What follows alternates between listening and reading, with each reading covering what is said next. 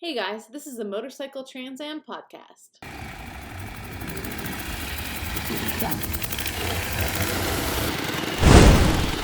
A big shout out to all of our sponsors who are just as passionate about keeping this sport alive as we are.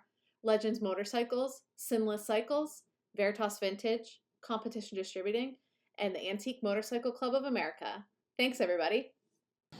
Hi everybody, we're back again this week with Pat Olson to talk about the Motorcycle TransAm. So hi Pat. How's it going, man? Hi, I'm doing good. Good. So let's just jump right into it. How'd you get into antique motorcycles?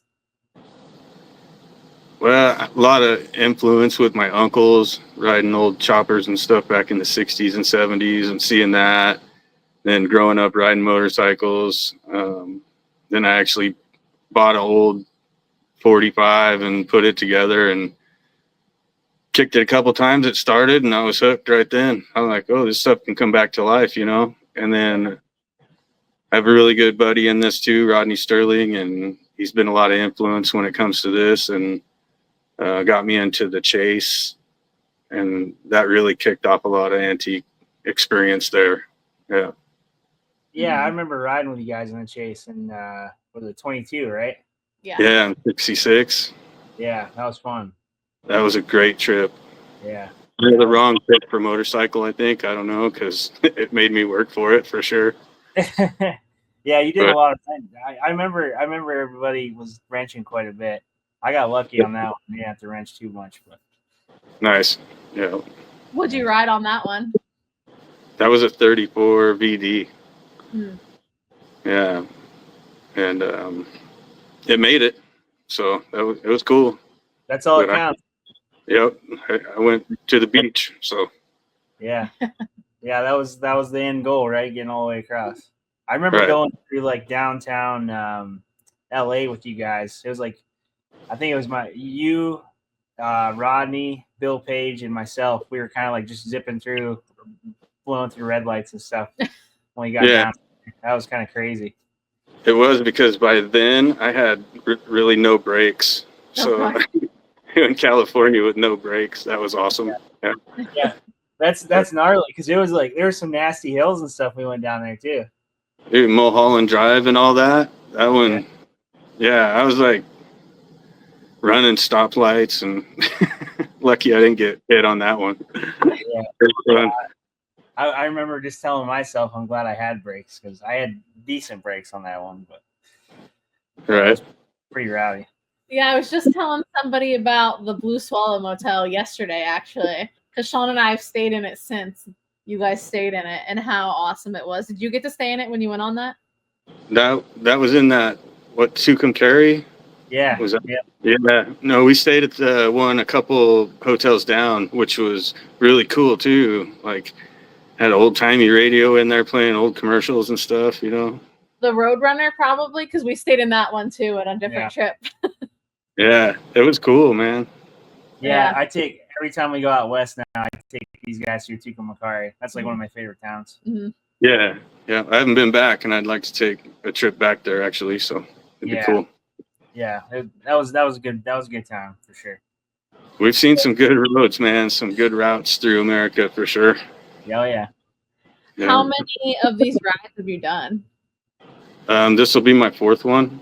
So I did two of the Chase, the Ozarks, the 66, and then I did the last Cannonball. Mm-hmm. How'd you do on the Cannonball? I did good. I really didn't know anything about my bike too much. I had never owned one of those. So it was kind of a new experience for me, but I would have made every day, but I cracked my frame and I had to stop in Maggie Valley and get it welded up. And then I made every day. I didn't have to ride on the Chase truck. So that was cool. Oh yeah. That's really good. That's always good. Yeah. I have to sign the book of shame. I'm in there a couple times, but that was on Route 66 one. Yeah. It happens. I was on it quite a bit myself on the first time I ever went across. So. Just one of those deals. At least you're out there trying. You know, that's the big thing. Exactly. Yeah. You know, keep going because you'll make it unless it's a catastrophic engine failure or something. But Well, in that case, I think he just switched this motor out. Yeah. Yeah, exactly. I've seen a lot of that too. Yeah. Well, you're running a motor. Bill Page does your motor, right? Yep. Yeah. It was actually one of his Cannonball motors, and he rode a Cannonball. Then I rode a Cannonball, and then he just said he wanted to go through it before we do this one. So he just got done with it. And then I don't have to worry about the frame thing anymore because I got me cool Action Jackson frame, brand new. Yeah, so I'm pretty stoked about that. Yeah. Yeah, you'll be able to jump that thing. It's welded and built pretty heavy duty. So. Cool, because these roads sometimes get pretty rough, man. Yeah, I know. I speaking of 66, I remember going through Oklahoma. I think that was like the worst roads I've ever ridden in my life. Yeah, I think I actually did jump my bike one time, but over a giant pothole, so I'm pretty glad that it did get airborne. Yeah, dude, literally, I launched the VL off the ground, and then I remember there was another dude riding with us. I can't remember his name now, but he was on a Nimbus.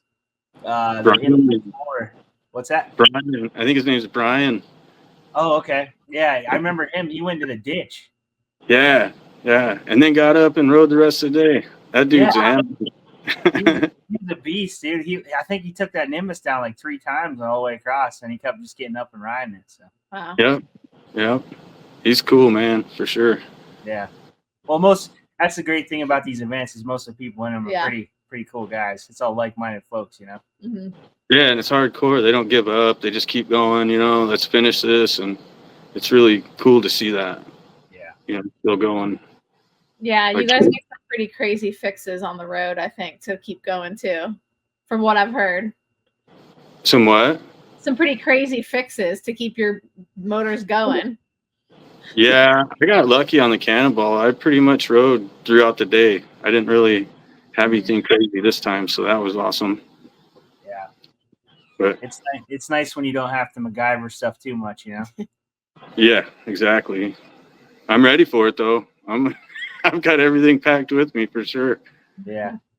What's if you can find it in that moment of frustration on the side of the highway, though. Oh, I know. That's the problem. Like I always prepare, and then I get super stressed out, and then I like forget half the stuff that I did pack, and I like go through it, and it's like one of those things you just gotta tell yourself to calm down, and like you're just working on it like normal, you know. Yep. Sometimes just walk for a second, man. Yep.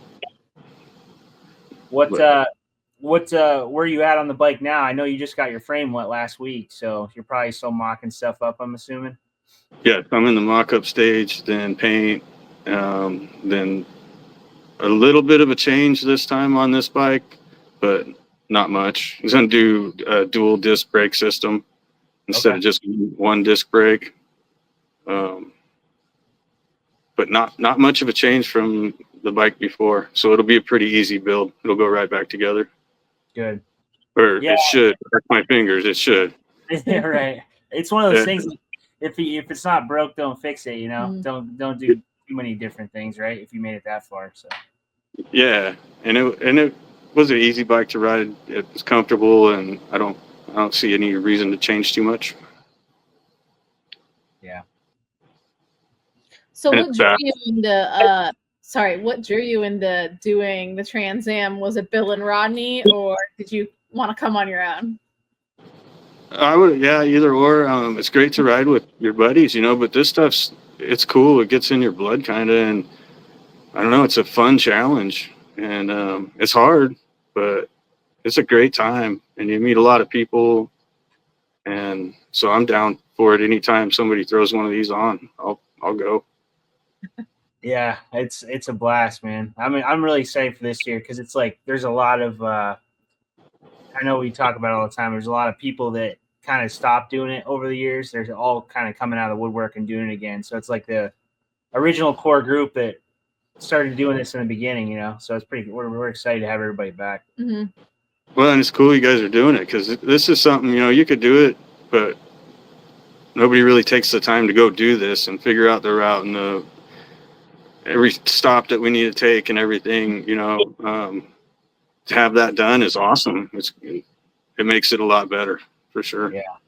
Yeah. Makes you want to go travel across the country. Right. Yeah. It makes it worthwhile, you know? It's like, that's her big thing is like setting it up so it's like the best experience for everybody that's in it. Mm-hmm. Yeah, I want to make everybody feel like they're rock stars because you guys are going across on these 100-year-old bikes. It's just crazy. And, 100 years plus, I guess. What year is your bike again? Sorry if you already said it. 21, okay. 1921. Mm-hmm. But yeah, for everybody in the future to look back at these crazy guys that rode these internal combustion engines across the country that, yeah, that'd be cool, What's your personal connection to motorcycles? Like what was your thing that really got you into it and made it worth your while and became a passion of yours?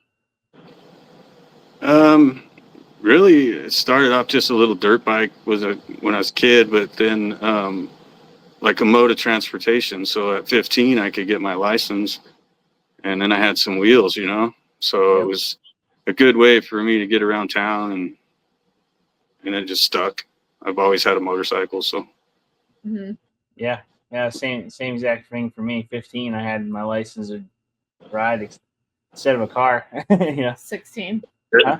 I was 15. Oh, it's 15. Yeah, in Pennsylvania. In Pennsylvania, you could get your learner permit at 15 for a motorcycle, and you couldn't for a car. So that was like my first mode of transportation.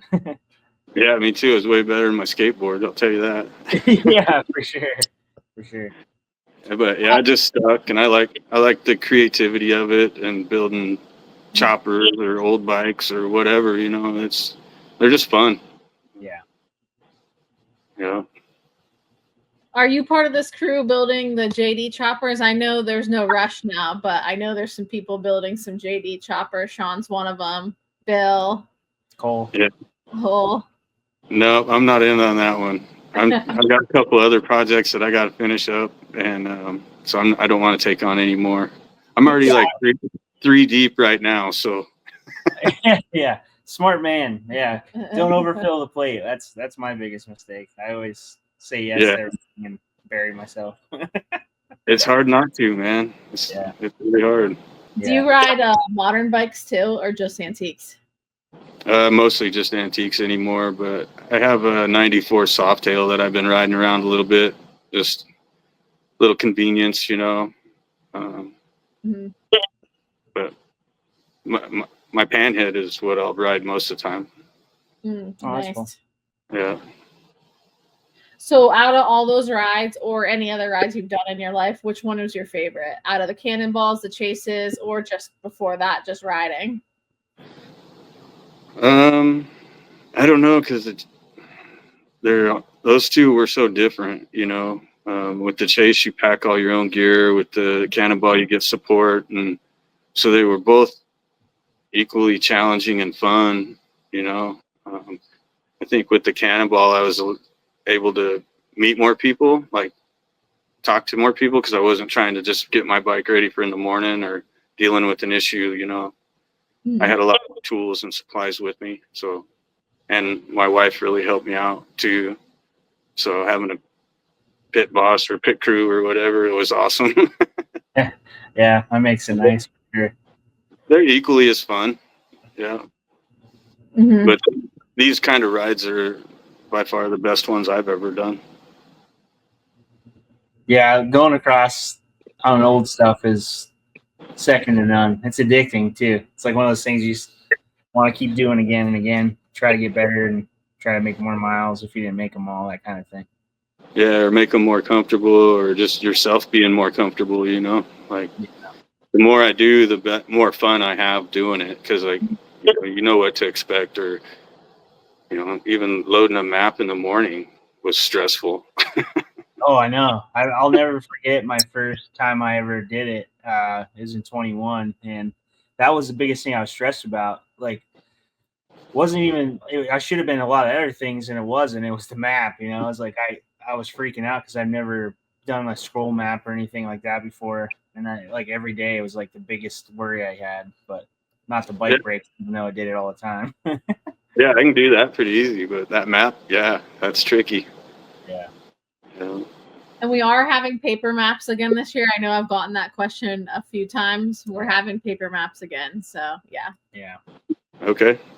I wrap that whole box with electrical tape every day, rain or shine. I don't care. I'm not taking that chance. Yeah, you never know. That's smart. Yeah. Andrea LaBarbera saved my butt the one year. She had that anchor tape. She came and like taped my box up for me, and it was awesome because it kept it from the day before. My map got like super wet, and I went to go roll it, and it like ripped in half inside. And I was like, "Oh, man, what do I do now?" You know. So you can't get it out with your hands. Your hands are all wet. Yeah. Yeah. But I know. It adds, challenging. Yeah, it adds to it for sure. Yeah, my parents were there when Andrea helped you, and so now they love Andrea. They don't really even know her, but they know that she helped Sean, so they love her. Yeah. And that's cool too. You get to learn new tricks and stuff from all these guys that have done it, like you say before. You know, it helps. So I'm glad to hear there's some back. Mm-hmm. Oh yeah, for sure. Yeah, I think I have most people up on the website so far. I think I have all but maybe one or two right now. So yeah, there's a lot of people back. So I've had a chance to tell you guys a lot about it, and you've seen a lot of our social posts and stuff. So what are you most excited about? I like riding through like the mid east or the East Coast, kind of that whole area. The roads out there, they're just awesome, man. It's like they're built for motorcycles. So yeah, that's probably the most exciting part. Mm-hmm. Yeah, first few days are super cool. Like we leave from the Outer Banks, Nags Head area, and like the first day is like it's almost serene because it's like it's a real nice easy way into it. Like it's not like super hilly or crazy, you know, course or anything yet. It gives you the chance to kind of get accustomed to you and the bike, how your bike's going to perform, you know. And then day 2 and day 3 start getting a little gnarly with the hills going into, you know, Mats and Maggie Valley and stuff. But you'll have a good first day for sure. It'll definitely get everybody confidence going and stuff like that. So yeah, I think getting out of the Outer Banks so early, we're gonna beat the traffic. So that's another good thing. Yeah. I'm I don't know, getting used to the traffic with the old bikes. It takes a minute, but once you are, it's pretty cool. It's not bad. Yeah. Mm-hmm. Yeah, some people are cool. They get out of your way and stuff and help you out. So, right. Yeah. I think for the most part, most drivers, I won't say everyone, but most drivers see that you're kind of on some kind of old piece of equipment, and they kind of respect your space and can leave you alone as much as they can. So yeah, they notice you're a special case, so you gotta. Oh yeah, they probably feel sorry for you. Right. Yeah. So how are you preparing physically? Because the bikes are so physical, mentally, anything else with the bike that you're really preparing to go to 4,000 miles with? Yeah, a little bit more, getting more into a physical type deal because last time I suffered like that pretty good. Mm-hmm. Just being out of shape, like I wasn't expecting that. So I'm going to prepare for that this time. Yeah. Mentally, just stay calm and have fun, you know, because like, you know, you get kind of anxious and it can ruin it if you let that get away from you, I guess. I don't know. So I'm just going to try and have fun. And then mentally, physically, and what was the other one? Oh, any other mechanically? You talked about the 2 disc brakes. If there was anything else you were doing with your bike. Oh, no. Cool. As simple as possible. Yeah, that's the best way. Least amount of things to break, the better. Yeah, or take off if you have to fix something or whatever on the side of the road. So you talked about you're, excited about going through the East Coast kind of stuff. Are there any stops that you're excited about? I haven't really looked at all the stops, to be honest with you. So, I don't know. And most of the stops are pretty fun because everybody comes up to you and talks to you and wants to hear about what you got going on. And so even gas station stops can be pretty fun. So. Oh yeah. People go crazy when they see those things, man. They're like, "What is that?" You know. Yeah. You guys are doing what? Like. Yeah.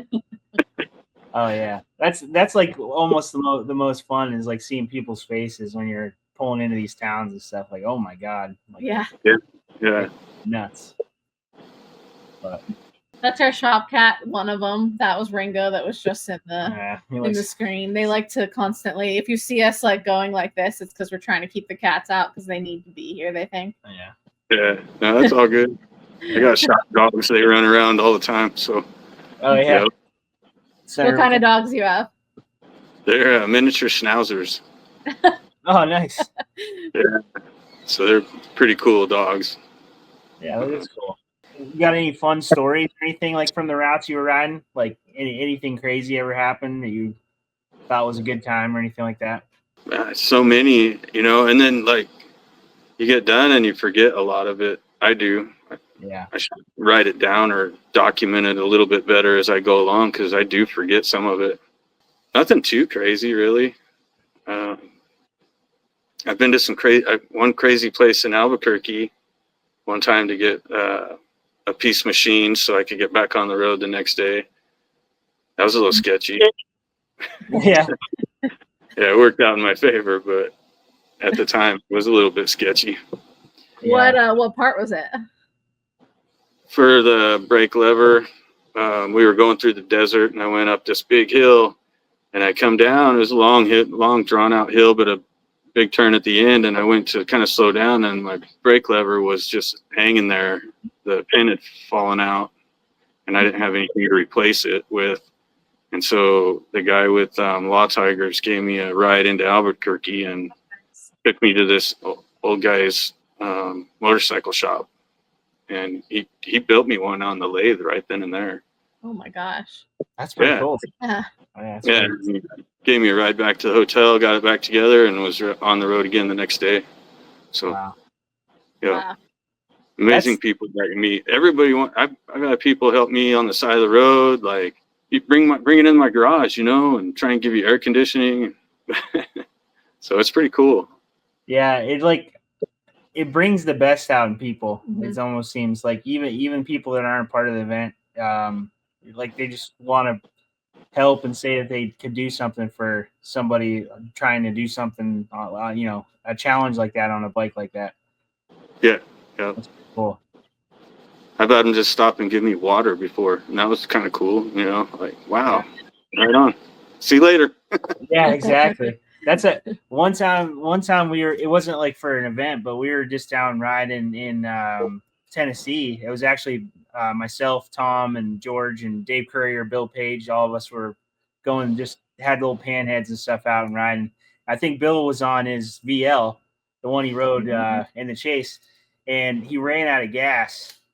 And we were all like going, and all of a sudden Bill wasn't with us anymore. And I was like, oh crap, where'd Bill go? Well, long story short, he was like on the side of the road and, out of gas, and we were getting ready to turn around and go get him. And here comes Bill, like putting down the road in a car. This kid like saw him sitting there, a young kid, like, probably 17, 18. And he like literally came to the gas station, got his gas can, filled it up, and went down and get Bill's gas tank up for him and stuff. And he wouldn't take any money or anything. He was just so excited to help him out. It was pretty cool. Yeah, that's cool. Yeah. Yeah, people just like being part of it, It was I know. Yep.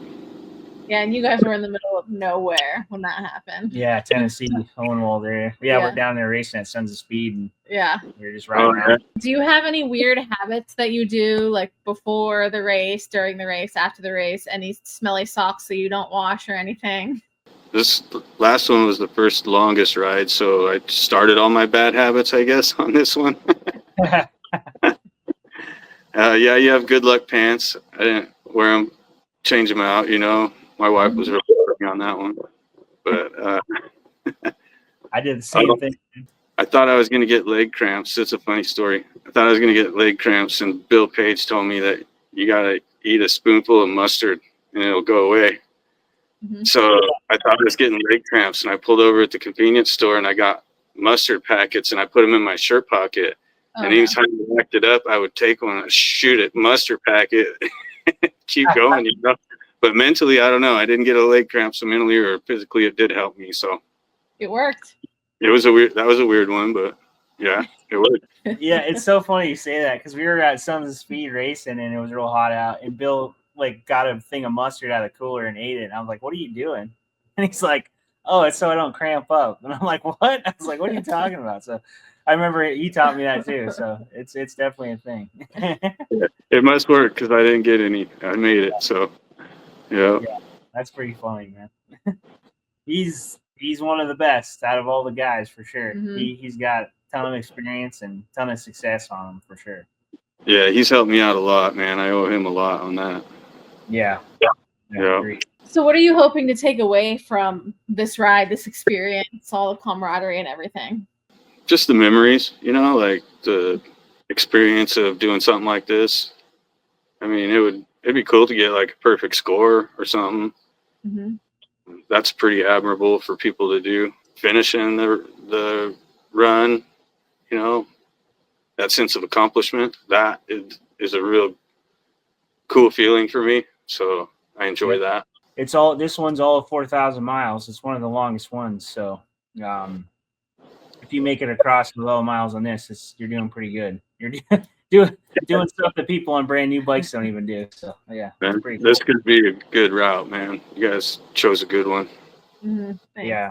We tried. It's like that was a lot of debate for the first one, like where we wanted to go and how we wanted to lay it out, and it all kind of like just clicked because once we made the announcement, we had people reach out and say, "Hey, we'd love you guys to come here and here." So it kind of, if you have stops that are hosting you, it kind of like designates, some of where you're going to start and go and that kind of thing. So, we have a lot of good friends in this whole antique thing, and it just worked out, and we're real excited about it because we're going through some spots I know for a fact that haven't been done before. So we're definitely looking forward to experiencing all that with you guys. So. Mm-hmm. Oh, I wanted to say one way that I know you talked about sometimes you get done with a ride and you forget and you need to write it down. So I learned this from Jody, and I've been doing it for like 3 years now. She gets a postcard every day, and then she writes on the postcard like what what happened that day on the ride or whatever. Oh yeah. Yeah, and then you can like keep the postcard in like a wherever in a just in a shoebox. I think that's where I have all of mine. Yeah, this last time I made sure that I took a picture of my motorcycle somewhere that we stopped every day so that I could have that would kind of maybe flash me back on some things, and that was cool. So I'm horrible about pictures, so I think I took one on the chase of Route 66. Oh wow! At the ocean when I got off my bike. All the way at the end. That's crazy. There's a lot of cool stuff all the way across too. I know, man. So this time I'm going to do a little bit more of that too. Yeah. Like that's a good idea. Just take a quick picture with your bike and something significant, and you can kind of remember what the deal was. Like a Hoover Dam in the background or something, or yeah, that'd be cool. Do you have any advice for others like that are doing this for the first time or never tried anything like this before? Just hang in there, like don't get stressed out, don't give up, ask for help. A lot of people will help you. And just have a good time. Yeah, the camaraderie in this group of people is probably the best you'll find anywhere. So that's good advice for sure. And then I used to worry about getting lost on the maps, and then I thought, well, you're getting lost in America. Cool. Right on. Yeah. Find your way back somehow, but because I would stress about the maps all the time, but it works out. Mm-hmm. Yeah, and especially like if you're on a twin, for the most part, the twins can kind of pack up throughout the day.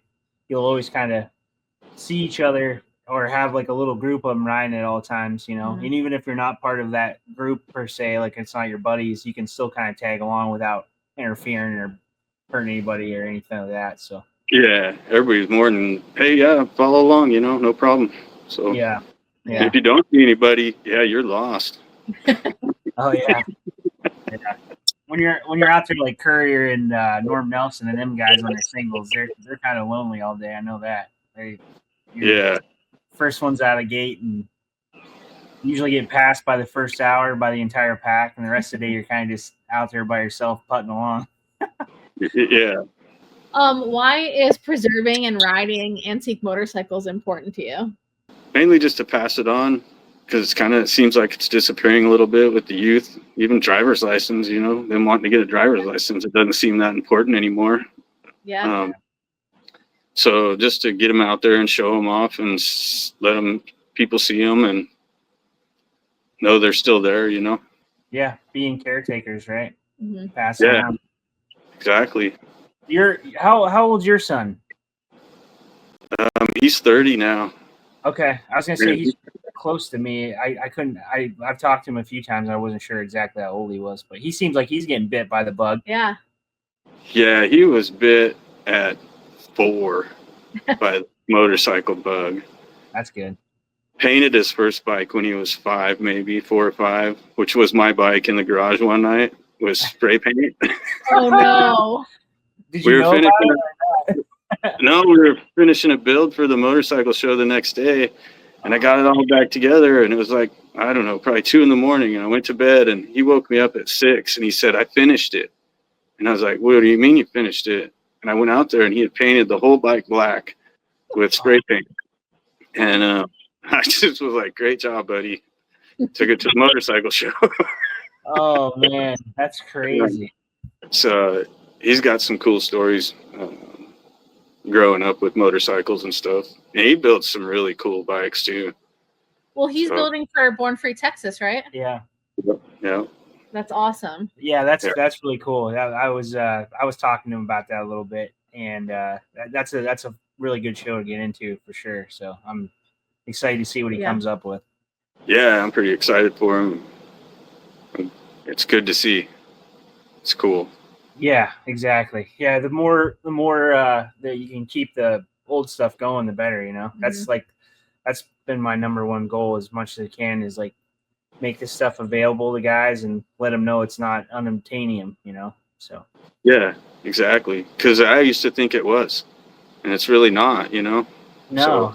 It's just being connected to the right people. It literally is all it is. Like I try to tell people that all the time. Like just because it's like 100 years old or 120 years old doesn't mean you can't get it. You just have to take different avenues to do it. You don't just go on marketplace and find one and buy it. You just have to know the right person, kind of deal. So. And that takes a lot of swap meets and shows to meet everybody. It's cool. Yeah. It's cool. Yeah, it's like the best group of people, in my opinion. Like, there's just a lot of really good people for sure. So yeah. A lot of people ask me about this that don't live in this world or whatever, and that's the first thing I tell them. It's probably the best group of people I've ever hung around with or met, or Yeah. Mm-hmm. So I'm gonna do some rapid fire questions if you're ready. They're usually not so rapid fire, but I'm gonna ask you some questions. Okay. Okay. What's your favorite antique motorcycle brand? Harley-Davidson. What's a dream bike that you'd love to own? I have it, my 21J. Yeah, that's awesome. That's great. Yeah. What's your favorite tool in your garage? Probably my torch. I think you're the second person in a row to say that. Last week, Tyler said the same thing. When you're riding, do you do coffee or tea in the morning? Coffee.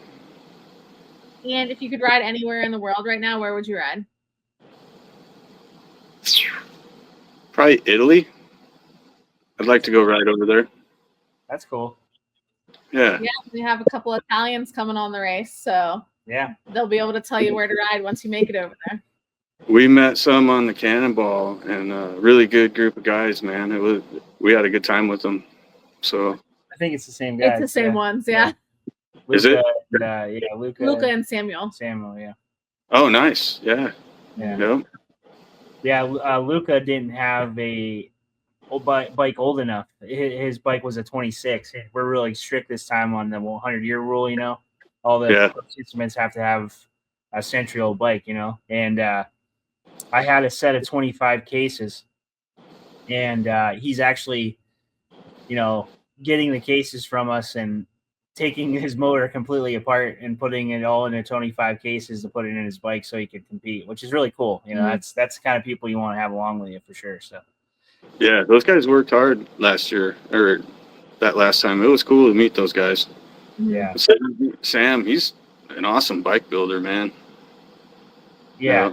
Yeah, it was kind of crazy because he, when I was a kid, when I was really young, like in my early 20s, he built a really crazy bike that I saw on, I think it was something on social media, like Pinterest or something. Like one of his bikes popped up, and I was like, man, that's like the coolest bike I've ever seen. This was a long time ago. And full story, long story short, I was talking to him a couple years ago. I built one of the couple bikes that I've done for the shows over the years, and he reached out and was like, dude, you're an awesome builder, blah, blah, blah. And I was like, wait a second. I went on his profile, and it was like that bike was on there. And I was like, dude, are you kidding me? And he's like, what? And I was like, I used to watch this bike, and I was like, this thing was the coolest thing I ever seen. I was like, that's crazy, And it's like he's telling me he likes my stuff, and I was like, always loved his stuff. So pretty cool. That's cool. Yeah, came around full circle.